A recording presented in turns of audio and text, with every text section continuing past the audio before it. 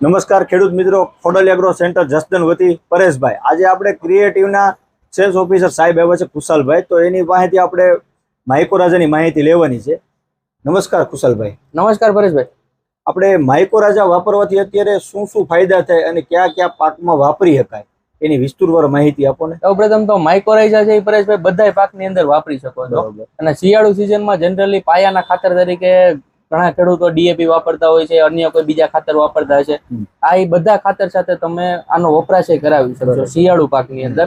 આનો વપરાશ કરવાથી ખેડૂતને ફાયદો શું થશે કે ભાઈ ખેડૂતને ફાયદો એ થશે કે શરૂઆતમાં બિયારણનો ઉગાવો સારો આવશે. બરોબર. એ ઉપરાંત શરૂઆતથી જ જો મૂળ ને તંતુમૂળનો વિકાસ સારો હશે તો એ આજુબાજુનું બધું ખાતર છે એ છોડવો વ્યવસ્થિત રીતે લઈ શકશે અને છોડવો શરૂઆતથી જ બળમાં ઉગશે અને વ્યવસ્થિત આમ મજબૂતાઈ વાળો રહેશે કે જેથી કરીને એમાં આગળ જતા કોઈ બીજા પ્રશ્ન આવતા હોય કે ભાઈ ઇમ્યુનિટી એની ઘટી ગઈ એ બધી વસ્તુઓ આના લીધે નહીં થાય. હવે સાહેબ, આ માઇકોરાજા આપણે અત્યારે ખાતર ભેગું ભેળવીને વાપરી શકીએ, કોઈ પણ ખાતર ભેગું ભેળવીને? હા, બરોબર. તો એનું માપ વાપરવાનું પ્રમાણ આ છે એ 100 ગ્રામનું પેકેટ છે. આની અંદર 48 લાખ IP પ્રતિ ગ્રામ આપણે આપેલા છે. બરોબર. અને આ 100 ગ્રામનું પેકેટ તમે 2 થી 2.5 વીઘાની અંદર કોઈ પણ શિયાળુ પાકની અંદર વપરાવી શકો છો. જીરું હોય, ધાણા હોય, ધાણી હોય, ચણા હોય. બરોબર.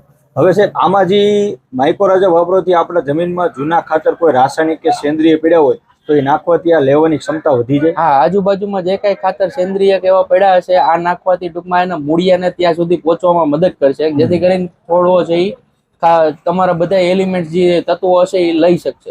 અને આ નાખવાથી તમારે જમીનની અંદર ભેજની માત્રામાં તમારે સ્ટોરેજ સારો રહેશે, જેથી કરીને પૂરતો ભેજ છોડવાને મળશે. આ જીરાને પટ મારીને વાપરવી તોય ચાલે ને ખાતરને પટ મારીને વાપરવી તોય ચાલે? હા, તો બી ચાલશે, બંને ભેગું ચાલશે. તમે ખાતર ને જીરું બધું લગભગ અત્યારે સાથે જ વાવતા વરણીમાં, એની જોડે આવડા 2 થી 2.5 વીઘામાં 100 ગ્રામનું પેકેટ તમારે નખાવી આપવાનું પાયા. બરોબર. 2 થી 2.5 વીઘામાં 100 ગ્રામ. બરોબર.